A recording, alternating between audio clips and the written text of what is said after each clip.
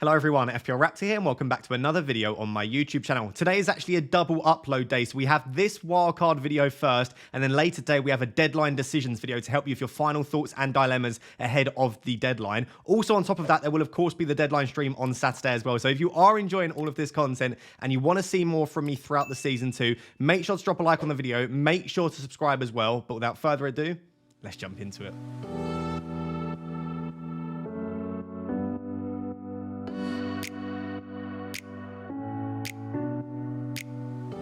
So guys, before we jump into looking at this wildcard draft, I actually asked yesterday for people to subscribe, and believe it or not, that was the most subscribers we've had in a day in a long time. So I'm going to ask again. We are very, very close to 100,000 subscribers, and I genuinely think we might be able to get there before the Game Week 6 deadline. We've got just over 1,000 left until we hit 100,000. So please, if you are watching this and you're someone that has not subscribed to my channel, it's completely free to do, massively supports me, and it would be unbelievable to hit 100,000 on the deadline stream. So please do subscribe. I would really appreciate it. But I don't normally do wildcard drafts, right? Unless I am playing my wildcard or I think it's an absolutely perfect week to play the wildcard, I don't tend to make wildcard drafts on this channel because I feel like you could just do that every week and it's almost just putting out content for the sake of it. But this is a week where, myself included, a lot of people are tempted to wildcard because, number one, the players that we thought would perform aren't performing and they're being quite frustrating. The likes of Pickford, Bruno Fernandes, Rashford, Sterling, Jackson, specifically the Man United and Chelsea assets, have been really disappointing. That's the first thing. But I feel like in recent weeks, we've also had a lot of new information that we didn't have at the start of the season,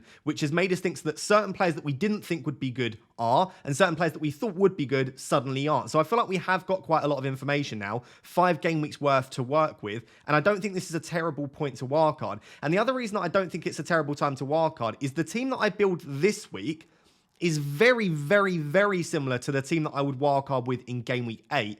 And pretty similar to the team that I would wildcard with in game week 10. And at the moment, my most likely week to wildcard is game week 10. So I guess what I'm saying is, yes, you might be going a little bit early on some of the players, especially like Aston Villa players, and you might be removing certain assets, maybe Manchester United assets, a little bit early.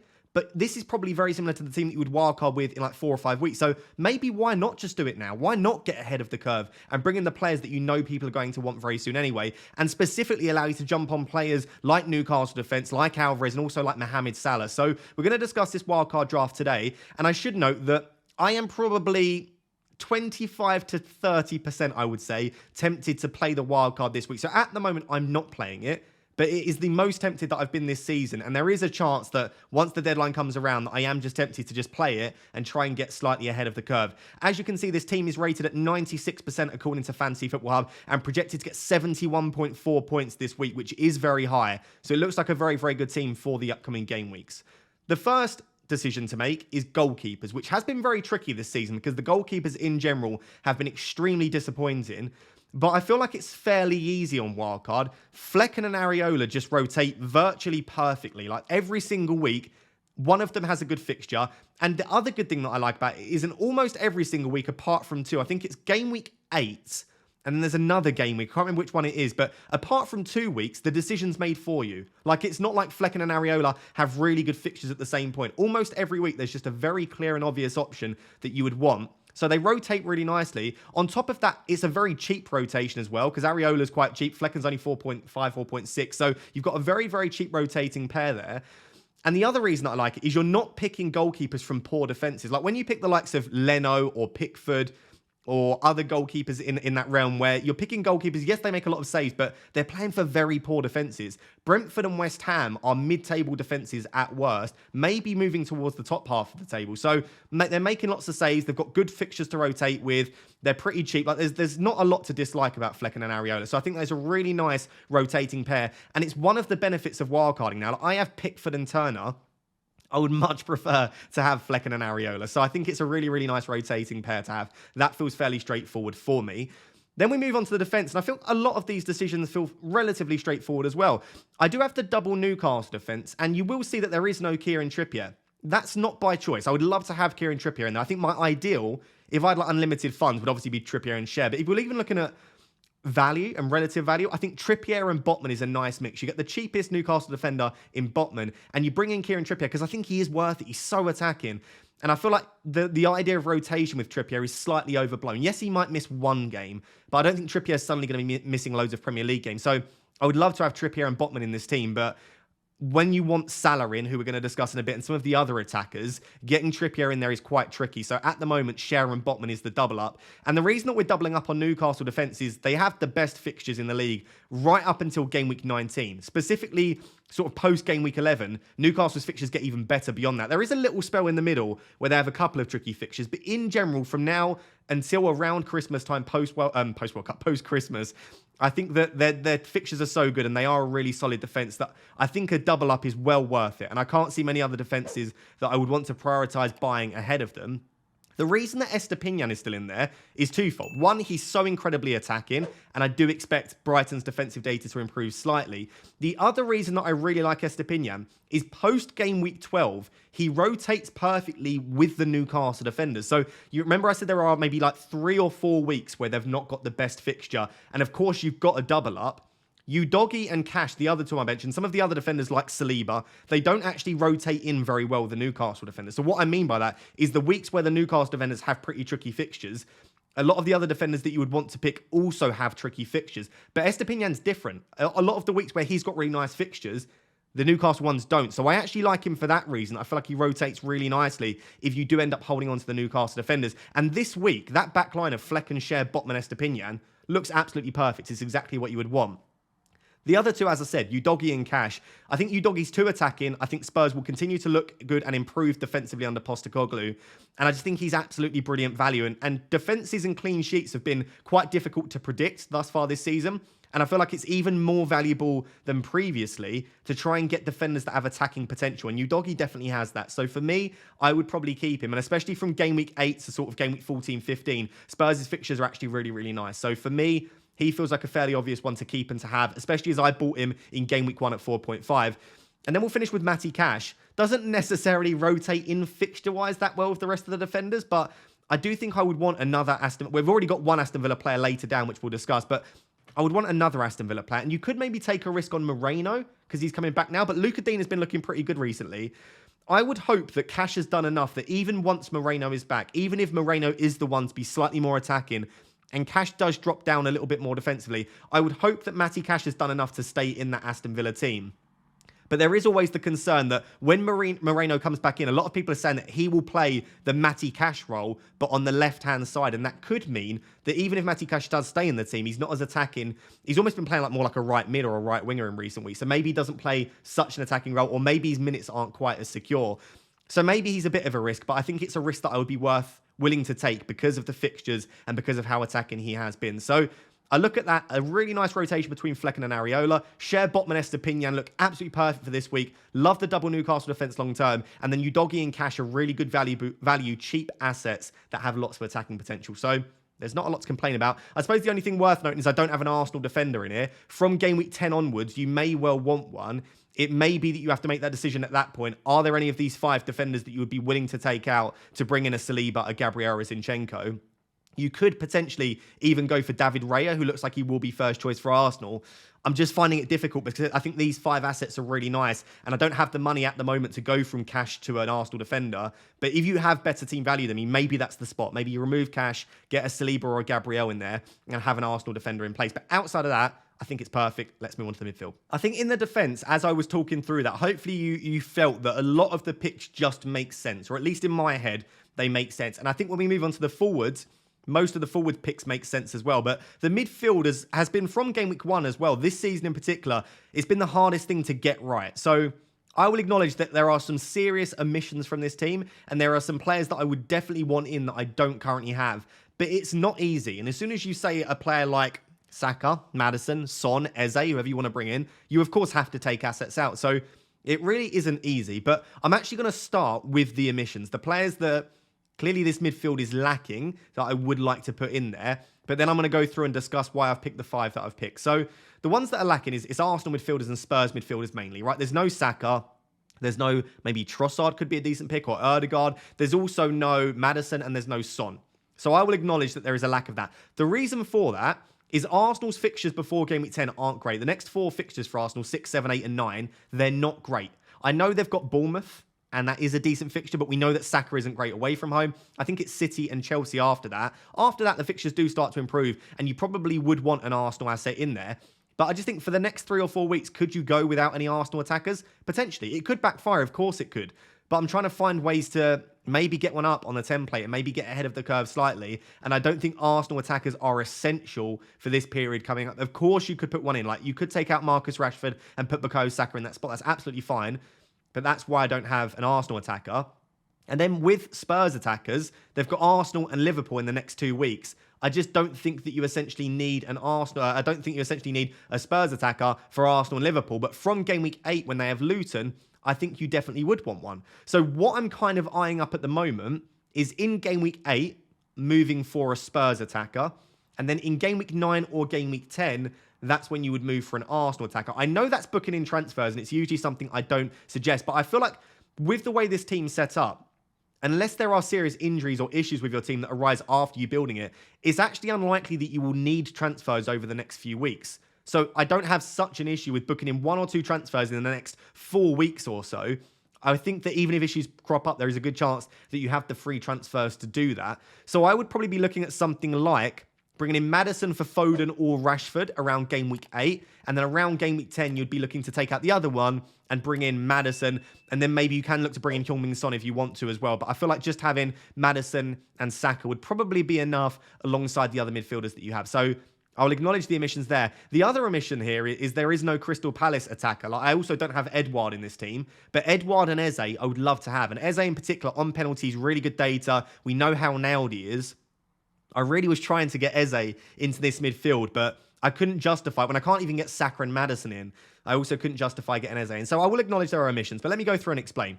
Diaby is a lock. Diaby is so good. I think he's going to be one of the better FPL assets this season in the midfield.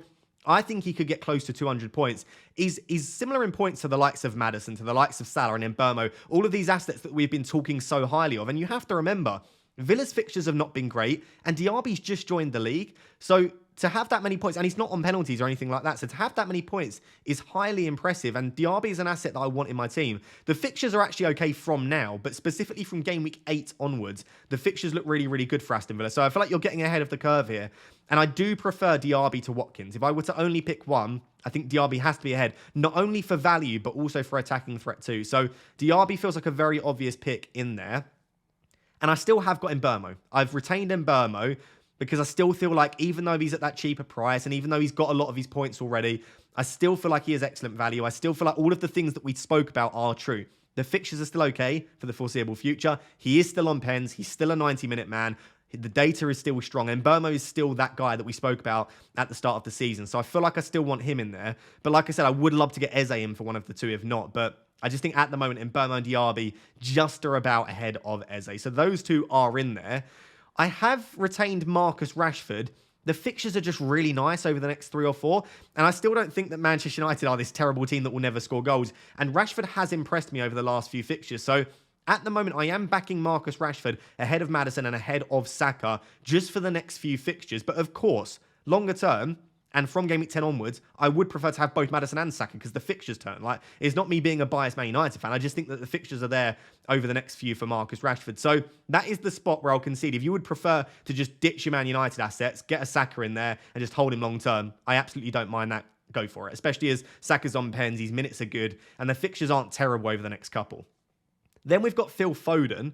This is maybe a little bit of a punt because, bit of a spoiler alert, but we do have Alvarez in the team. So this is a triple up on the Man City attack, which maybe might feel like overkill. It's obviously playing with fire a little bit with Pep Roulette, but I feel like Pep's teams are fairly secure at the moment. Like, they just don't have the assets and players available to rotate heavily. And I know that is famous last words, but it just is true. Now, the good thing about Game Week 6 wildcard is Man City are actually one of the three early kickoffs because of the ways that the fixtures run this week. So we should get team news around where the Foden starts. And if he does, Forest, then I think it's Wolves next week. These are two really good fixtures.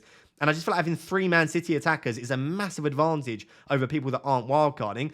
The other player that you could go in there is Doku. Like, he's been absolutely brilliant. He looks like he's in Man City's starting 11 at the moment. And again, they just don't really have the assets to rotate heavily. So you could even go for a Doku in there if you don't fancy Phil Foden. But I like the idea of a Man City attacker. And then finishing off, we do have Mohamed Salah. One of the main reasons that you would be wildcarding is to squeeze Mohamed Salah into your team because This man is performing consistently. The back end of last season, he performed in almost every single game in the back end of the season. He's coming to this season and no, he's not set the world alight. No, he's not getting double-digit hauls every week, but he is very consistent. His data is still really strong. He's so creative at the moment, and his minutes are very, very secure. And he's been rested in the Europa. I'm recording this during the Europa League. He's been rested in the Europa League, which is absolutely fantastic. Salah is absolutely going to have to be a lock on the wildcard, especially with the way that the fixtures are looking for Liverpool in the foreseeable future too. So Salah is one of the main reasons that you wildcard. It's one of the main reasons I would want to wildcard. And I don't think that there's many arguments that you could make to not have him in your team. So that's the midfield 5. Hopefully it's clear why I picked them. But again, the 3 assets I would say that I would love that I don't have is Maddison, Saka, and Eze. I think you could justify having any of those 3 in. Eze, I just don't think is good as Diaby and Mbeumo. And Saka and Maddison, I feel like you can wait a few more weeks and bring them in for Rashford and Foden in a few weeks. So that's the current plan. Let me know what you think of that midfield. Let's move on to the 2 forwards. So moving on to the 2 forwards, and it is Haaland and Alvarez. And as I said, it does complete the Man City attacking triple up of Foden, Haaland, Alvarez. Some people find this overkill. Some people still believe that Pep Roulette is a thing, and it may well be. But again, we should get early team news. And I'm just thinking, how can you build a good team for the foreseeable future, but also be aggressive over the coming weeks? Because what you don't want to do is wildcard in game week 6 as if it's a game week 10 wildcard, because then why are you wildcarding in game week 6? You also need to attack the upcoming fixtures and make some kind of advantage out of wildcarding earlier than the likes of me who is planning a wildcard in 10. So that's the idea behind this, is that this fixture in particular, but also game week 7 are really nice for Man City. And then around game week 8, game week 9, game week 10, you can look to move out one or both of Foden and Alvarez if the minutes start to drop or if they're not looking good. Because listen, City score against anyone. And even with the fixtures starting to worsen after game week 8, Alvarez could still quite conceivably get attacking returns in those games. So it's not like when game week 8 kicks around, you suddenly have to ditch all of your Man City assets. No, and you can still do that slowly. Haaland is just, I don't really need to discuss Haaland. He's an obvious pick, but Alvarez is an interesting one because the data is good but not great, but it's his minutes. And I just think data doesn't matter when you're looking at a player that is an exceptional finisher, playing in a team with other exceptional finishers and getting really, really good minutes. And Alvarez is at the moment. He's passed the eye test. I don't see any real reason to go without Alvarez if you were to wildcard. I do think there are other really, really nice forward picks, though. I think, as I said, Edouard is a player that I'm so incredibly interested in. I would love to get Edouard into my team.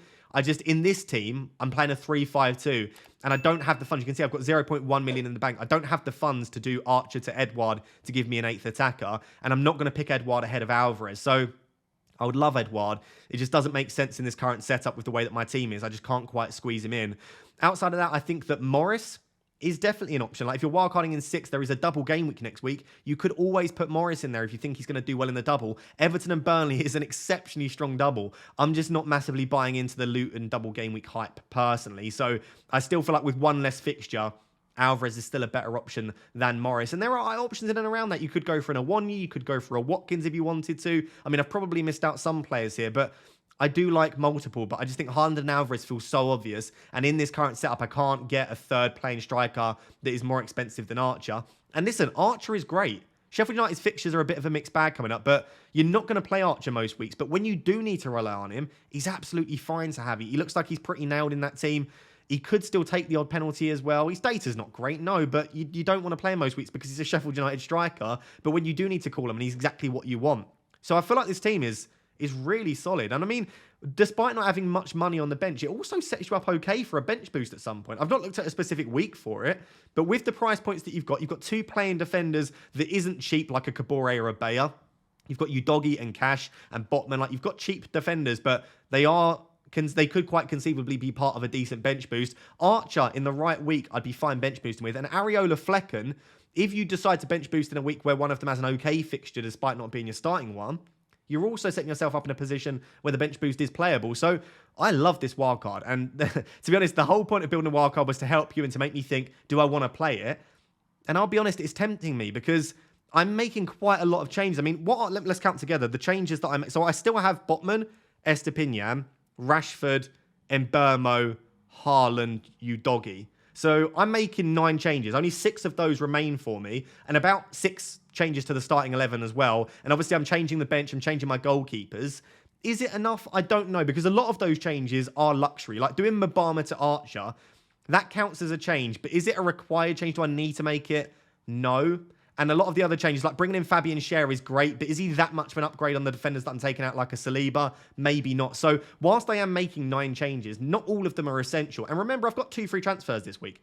If I bring in Fabian Schär and Alvarez, all of a sudden it's then 7 changes, and 4 or 5 of those are to like bench and goalkeeper players. So yes, it is an upgrade on my current team. Yes, I would like to be able to play the wildcard, but I'm still on the fence as to whether it is a big enough upgrade and whether it is better to play it now or to wait until game week 10 when I can maybe get a little bit more information around a few different players. I can let my Manchester United and Chelsea players finish their nice fixtures. Maybe I am being overly patient though, but I am thinking that I brought these players in for the fixtures that they've got now. Wildcarding them out has the potential to go horribly wrong. So I'll leave it there. I would love to know down below what you think of this wildcard draft, and especially if you've seen my team selection as well. Do you think it's worth me pulling the trigger? What changes would you make with this current team? And as I said, please make sure to subscribe. We are very close to 100,000, and I'd absolutely love to hit it before the deadline. So guys, there you have it. That is my Game Week 6 wildcard draft. I would love to know down below in the comments, are you currently planning on playing your wildcard this week? And if you're not, when are you planning on playing your wildcard? Are you looking at Game Week 9 to 10, or are you looking beyond that to play it as late as potentially possible? As I said, this is a double upload day, so this will not be the only upload today. I'll also be uploading my deadline decisions later this evening after the press conferences, and we will be going live for a deadline stream on Saturday as well. If you are enjoying all the content, make sure to drop a like, make sure to subscribe as well. Thank you very much for watching. Cheers. Bye-bye.